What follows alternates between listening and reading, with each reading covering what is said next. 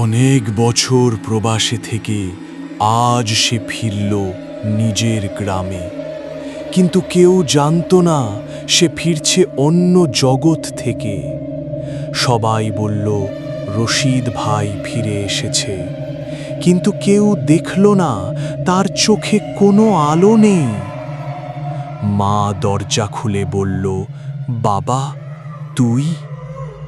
ঘরে ঢুকল শুধু ঠান্ডা বাতাস।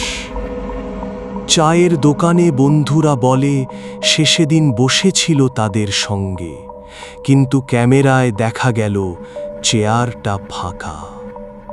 সেদিন রাতে সবাই জানল রশিদ ভাই আসেনি, এসেছিল শুধু তার আত্মা। আমার চ্যানেলটি সাবস্ক্রাইব করুন আর পাশে থাকা বেল বাটনটি বাজিয়ে রাখুন, যেন পরবর্তী ভয়ঙ্কর আপডেট সবার আগে পান।